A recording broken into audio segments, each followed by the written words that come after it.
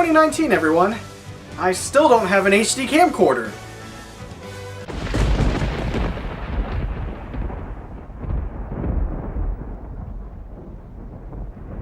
...2018 ended up being a year where I sadly didn't get a lot of things done video-wise that I wanted to. I would have loved to put more edited content out, but aside from my Sea of Thieves review, there wasn't much else. I'm sorry I wasn't more productive on that front. I mean, I have videos from my convention trips to Anime North and Retro World that still aren't done. Should probably do something about that.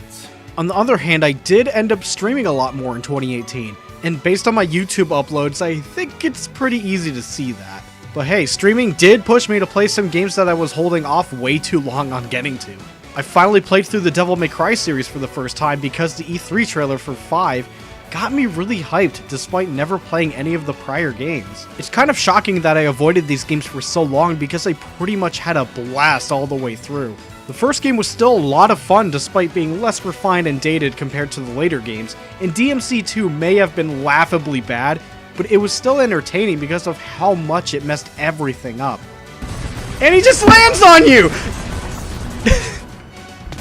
And then he doesn't! As for the DMC reboot, it may have been really rough in terms of the characterization and the story it presented. And I got a bigger dick.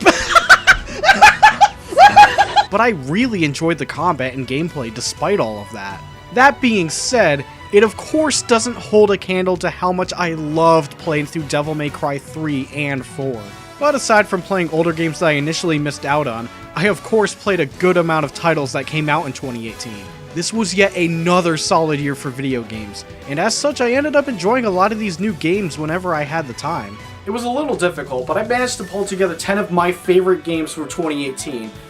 Though I did have to set some personal rules in order to do so. Number 1, no remasters because I don't really count those as new games. Remakes, on the other hand, are fair game as long as I see some noticeable effort put into them. The Shadow of the Colossus remake, for example, was incredible, and Yakuza Kiwami 2 was a really fun new way to experience Yakuza 2. Then there's the Spyro Reignited trilogy, which was actually my first time ever playing the Spyro games, and it was a lot of fun going through them all with this beautiful new coat of paint. I'm mentioning these specific games here because sadly, they're not on the list, but I felt it was a good spot to bring them up. And number 2, if I personally didn't beat or put in a large amount of time into a certain game, then it's not on the list. Because of this, you may not see certain games you might expect on here, one of them being Red Dead Redemption 2. Speaking of which, I've only made it to Chapter 2 in this game, and honestly, I've been struggling to put the disc back in my PS4 and continue playing. I probably will someday, but it just hasn't been clicking for me. But other than that, here are the games that did make my list. My top 10 favorite games of 2018.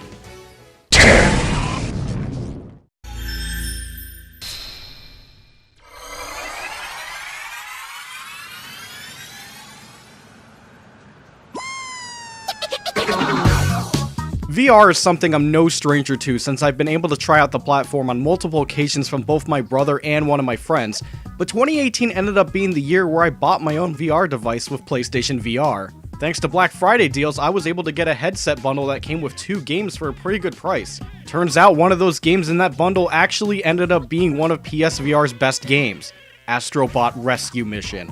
Most VR games that I've played up to now were mostly shooters and rhythm games, but I never really tried anything outside of that, especially a platformer.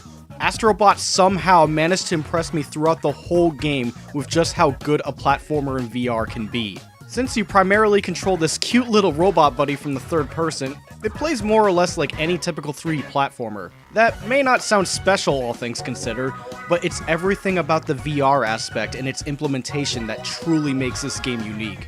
For instance, you actually have to interact with the levels outside of controlling your robot buddy.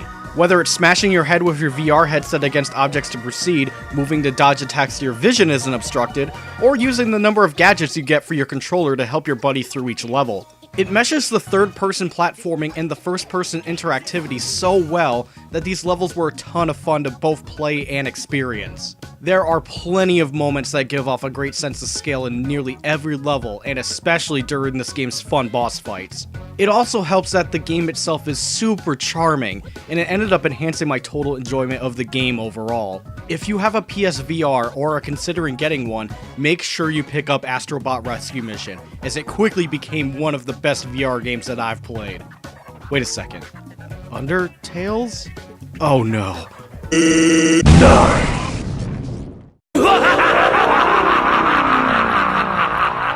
You must recover all the energy immediately, Mega Man.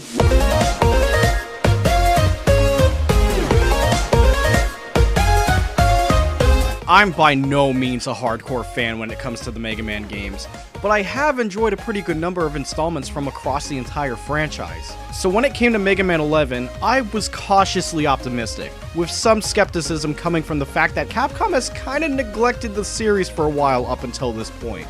Turns out Capcom is going in the right direction once again, as I felt that Mega Man 11 was a solid return to form. Everything you would expect from a standard Mega Man game is here. You still fight 8 different robot masters and earn their weapons, followed up by fighting your way through a number of Dr. Wily stages. It's a by-the-numbers Mega Man game through and through, and that actually isn't a bad thing, as the game feels great to play with its tight controls and true-to-form jump-and-shoot gameplay. What's new in this game aside from the 3D visuals is the new double gear system, and I thought this was a great addition. It lends itself as a very helpful tool for multiple situations, from slowing down time to dodge attacks easier or help with tough platforming sections, to powering up each of your acquired weapons to pack an even bigger punch. And Capcom actually added some brief backstory to both Dr. Light and Dr. Wily, with how they used to work together before Wily drifted away and became evil after his double gear invention was rejected. It isn't a lot, but I honestly thought that was a really nice thing to have here, especially for longtime fans of the series. Mega Man 11 wasn't the longest game I played this year, and even when the game got frustrating with how challenging some sections can be, I was pleasantly surprised with the game, and I had a lot of fun with it. Will the relative success of this game mean a brighter future for the series? That's a good question. But whatever it may bring for the Blue Bomber, we at least got ourselves an honest-to-God good Mega Man game again.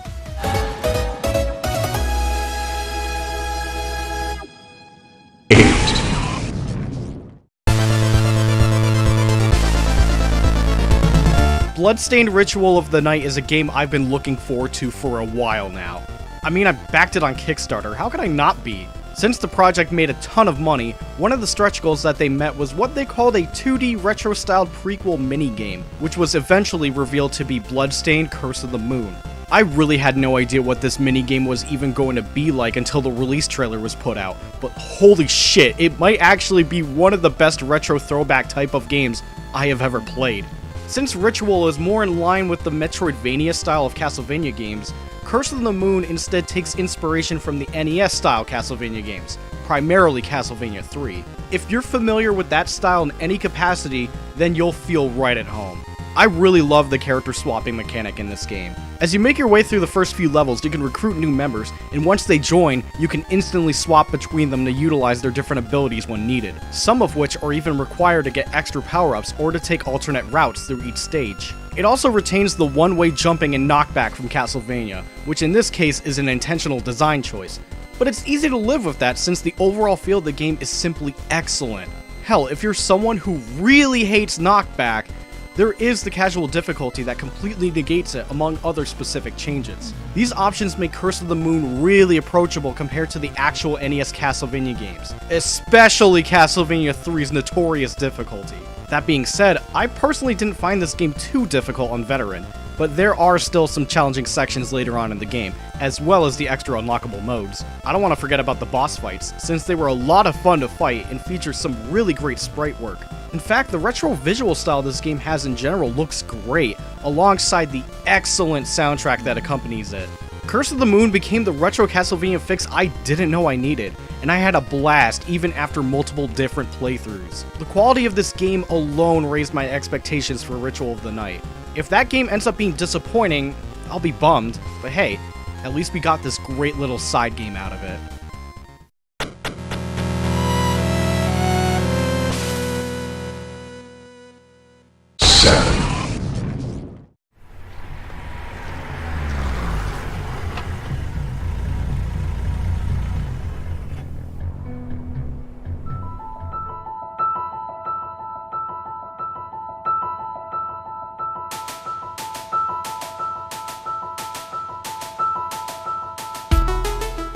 I ended up playing Celeste really late in comparison to every other game on this list, because I was actually gifted this game on Steam from my friend Shadowsnake on Christmas.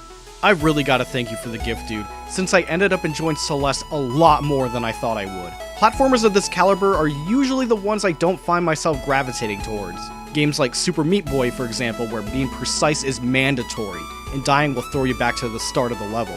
These have always come off as really intimidating to me, but for some reason, I didn't want to put down Celeste even after the countless times I died. Thanks to this game's tight and responsive controls, most of the mistakes I made felt like it was something I did and not the fault of the game. Mostly. I loved how this game kept introducing new mechanics that were utilized in smart ways with its level design, and it helped make each chapter feel unique, culminating with bringing them all back to test your skills for the final climb to the mountain's peak. The visuals are really pleasing for a pixel art game, but the music is a big standout, easily one of the best soundtracks of the year that nails the feeling of the journey perfectly.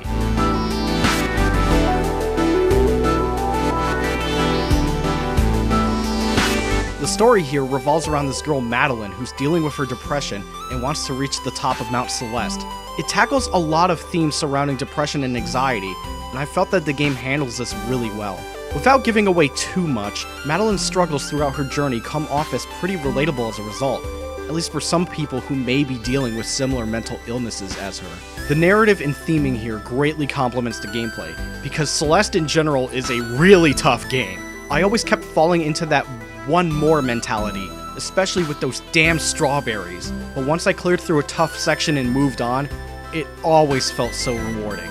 This isn't even including the unlockable B-sides and C-sides, which ramps the level design difficulty to heights even further than the main game. I haven't even attempted any of these yet, because I might lose my mind trying to beat them, but they are definitely an added challenge if you're looking for more. I'm really glad I got the chance to play Celeste, as I probably would have ignored it if not for the generous Christmas gift.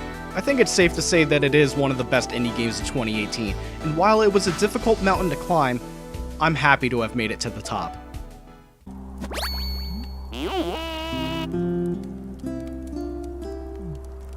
Actually, I changed my mind. I don't like this game anymore. 6.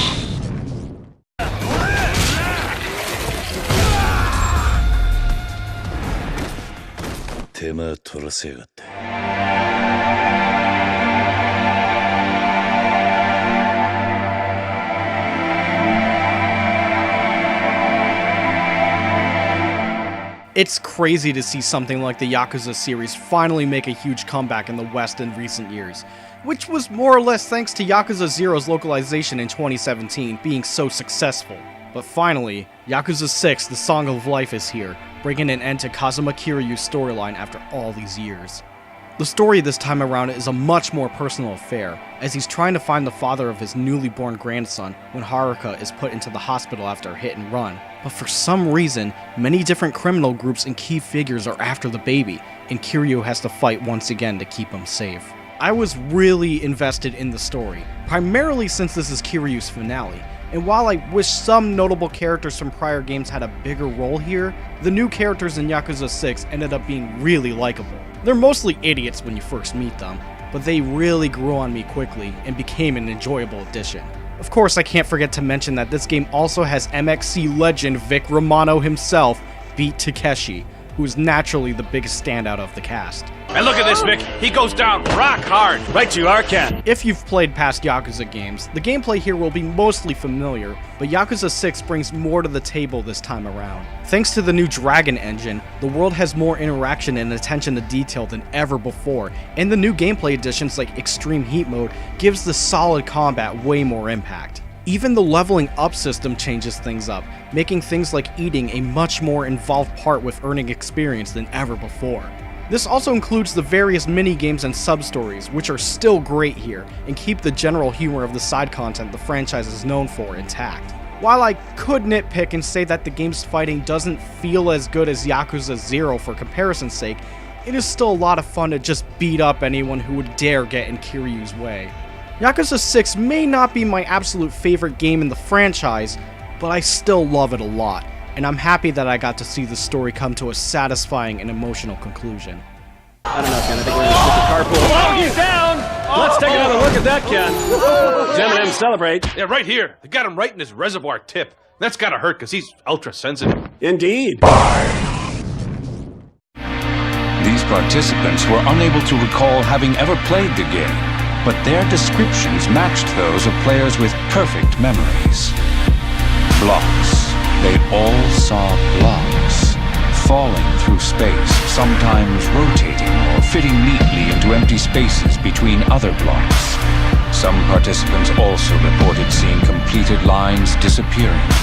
Some people might ask how and why a Tetris game of all things ended up becoming one of my favorite games of 2018. I honestly couldn't believe it myself initially, but the more I played Tetris Effect, the more I absolutely fell in love with it. On the surface, it's a Tetris game that keeps the fundamental design and gameplay intact, but it's everything else this game adds on top of that truly makes this game special.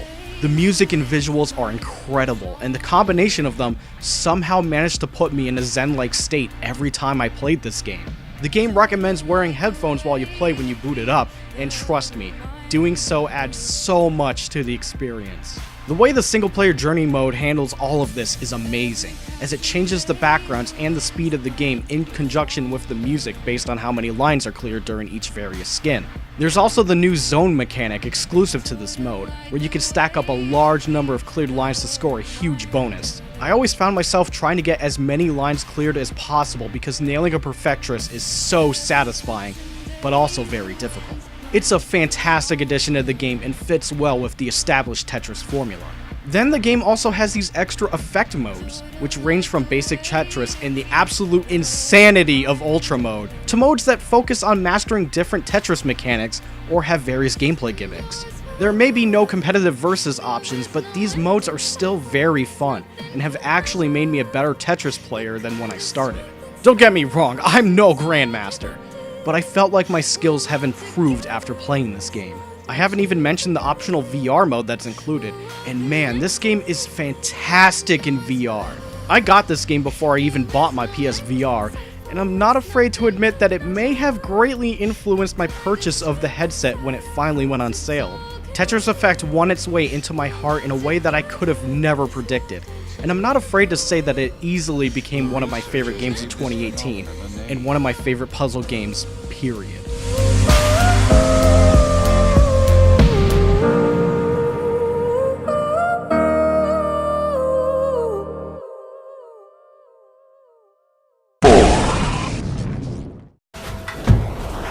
Holy shit! It's Spider-Man!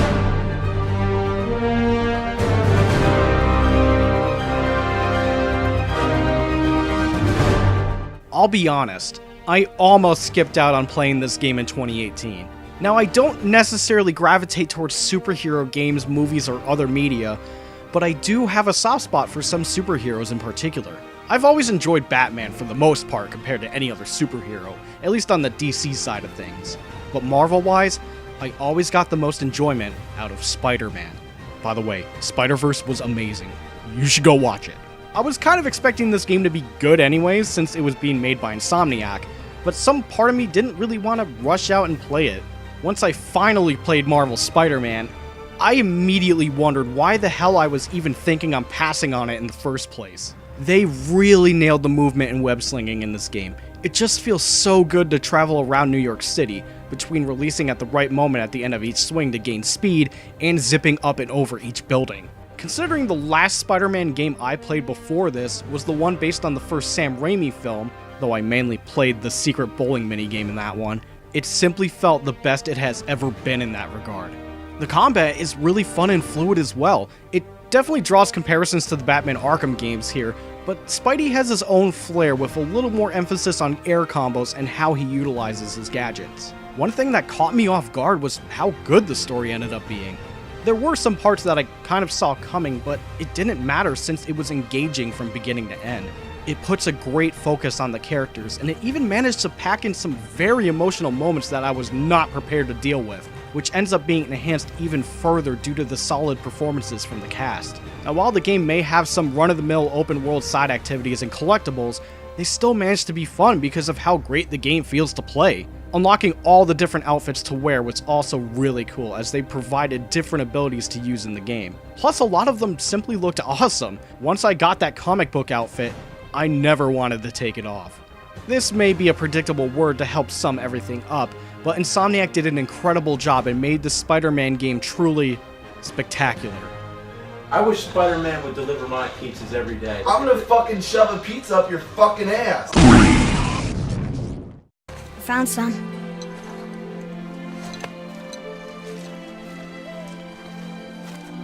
Get in the boat, boy.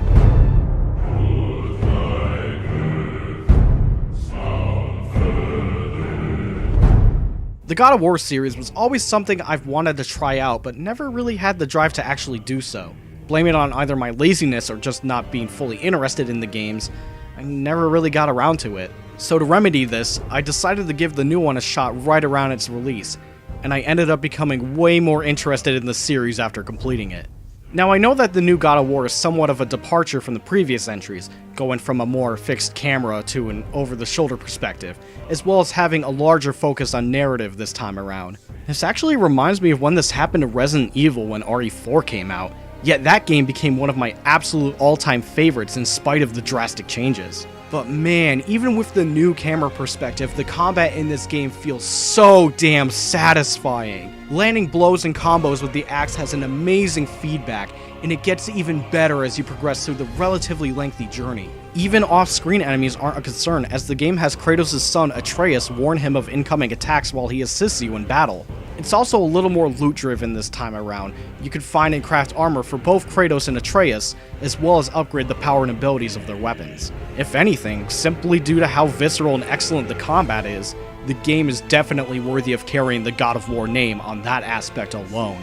But then there's the direction of the story, which is easily the biggest departure for the franchise. I may not have played the other games prior to this one, but I do have knowledge of how they all went down. Kratos has been through a lot in those games, but as the series went on, it eventually became really hard to care for him.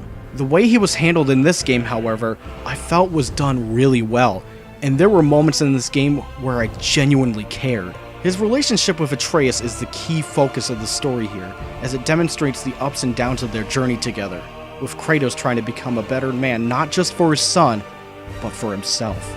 It's obviously a huge change from the always angry Kratos, but it never felt like it disrespected the older games, as he still retains a Spartan rage, which once again lends itself as a useful feature in combat. It surprisingly has some humorous moments as well, with one certain character having some of the best lines and conversations in the game. I could go on and on about how the new God of War impressed me, and more or less made me a fan of sorts. All I can say is that I'm more inclined to try the old games now more than ever, and I'm totally on board with where the series is going next. But I do have one big question to ask. How the hell did they make this game look so damn good? Oh, that. It's a little trick my people can pull.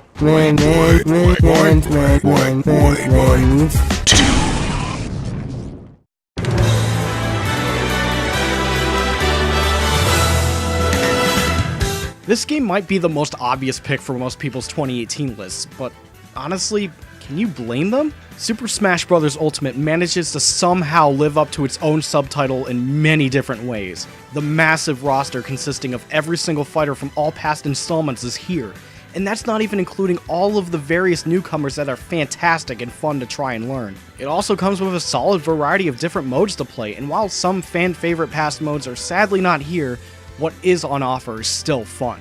The classic mode in this game rules, and it might be my favorite take on it in the whole franchise.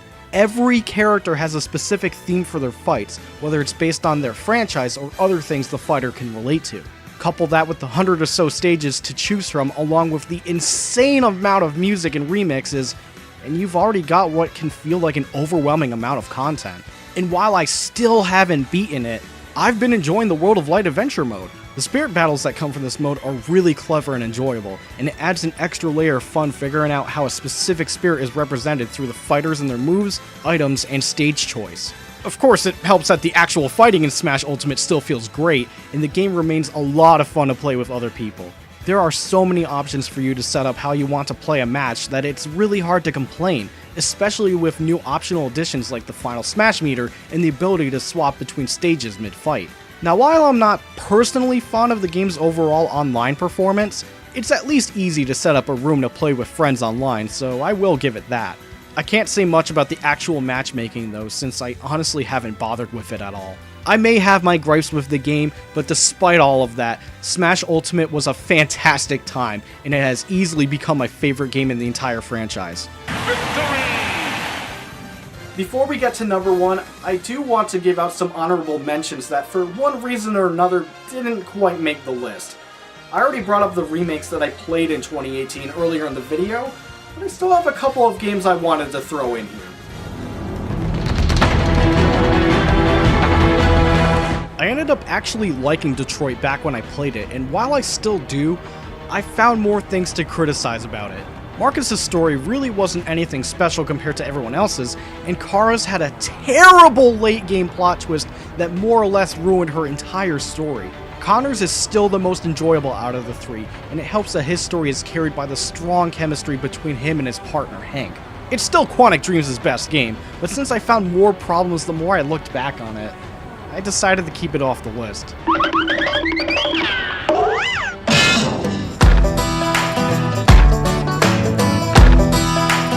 Despite having relatively uninteresting villains and possibly the worst ending for a game in 2018, Far Cry 5 was still a lot of fun to play from a gameplay standpoint. I think it also helps that most of my enjoyment came from playing co-op with my buddy and fellow RCG member Canadian Jutsu. We both had a lot of fun playing the game together, especially since I managed to break the game doing some dumb bullshit, like this.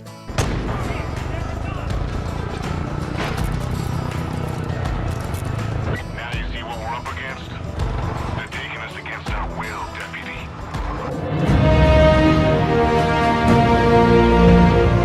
Don't judge me, I really like Forsaken.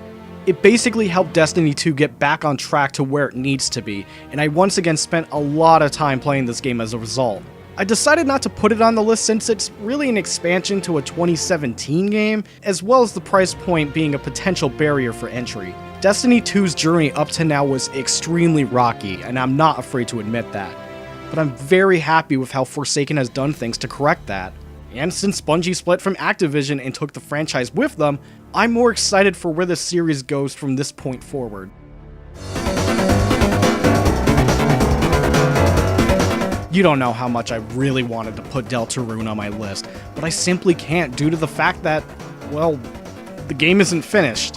What ended up shadow dropping on Halloween Day was only the first chapter to this game, and it was still really good in spite of that. While not a direct sequel to Undertale, it retains the essence of that game with its newly updated battle system, likable characters, and incredible soundtrack. There's no telling how long this game will be in development for, but based on Chapter 1 alone, I can't wait for what Toby Fox and his team has in store for the final release.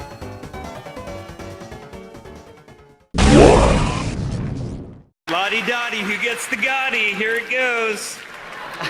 All right, and the game award for Game of the Year goes to Monster Hunter World.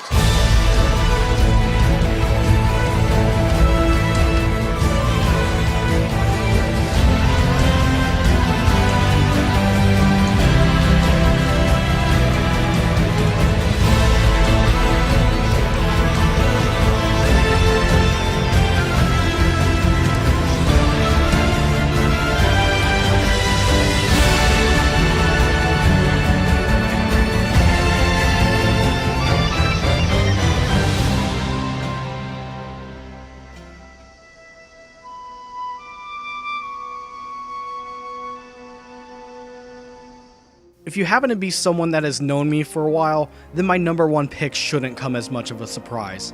After the first month since its release back in January of 2018, a part of me was wondering if Monster Hunter World was going to be my top pick by the end of the year. However, once I looked back at how many hours I put into the game throughout the entire year and the amount of fun I had with the game during all that time, my choice ended up being clear. I love Monster Hunter World. A lot. I became a fan of the franchise starting with Monster Hunter Tri back on the Wii, and since then I've kept up with each installment from that point onwards. Yet once Generations for the 3DS was released in the West, I was honestly starting to get burnt out on the franchise. Don't get me wrong, I love that game, but I didn't sink as much time into it as I would have liked. I think by that point I was simply tired of playing the series on a handheld, and I just wanted a console-focused installment again. When Monster Hunter World finally came out and I got my hands on it, it reinvigorated my love of the series once again in the best way possible. This game does so many things right to help improve and push the franchise forward, but it does it in a way that doesn't ruin or abandon what makes the older Monster Hunter games so damn special. Aside from the obvious changes such as how the game visually looks incredible, finally moving away from the PS2 style graphics after so many years, Monster Hunter Online notwithstanding, there are a ton of quality of life improvements that cuts down any potential frustration. For example, gathering materials in the field is way faster than it has ever been, and while some may scoff at this change, it flows perfectly with the pace of the actual hunts, even more so now since said hunts can be much more dynamic than in the past games. Of course, hunting the large boss monsters is still the primary focus of this game, and I feel that the gameplay here may be the best in the series. All the different weapon types from each installment up to this point are here, but a lot of them have new moves that are great to learn and even more satisfying to successfully execute. I've always loved using the greatsword in these games, but goddamn, the moveset for it here is so much fun. Landing the level 3 charge on a monster and getting big damage feels so goddamn amazing. I don't know how they did it, but this game made me love the greatsword even more than I already did! Not only are these improvements great, Capcom managed to keep the identity of the franchise intact while making all these huge changes. Everything I loved about the older games is still here, such as the extensive armor and weapon forging, the multiple playstyles and satisfying gameplay, the ability to go on hunts with friends online, and the absolutely adorable Palico partners that accompany you. They did so many things right with this game that I rarely found things to complain about. That being said, even with the story having a larger focus this time around, I never found it to truly matter aside from having some entertaining cutscenes. And while the total monster count isn't as large as, say, Generations Ultimate, this game still managed to occupy a large amount of my time in 2018. The amount of free content updates and events that this game got was also a factor in this. I mean, they just dropped the special collaboration with The Witcher 3 not too long ago that I have yet to play.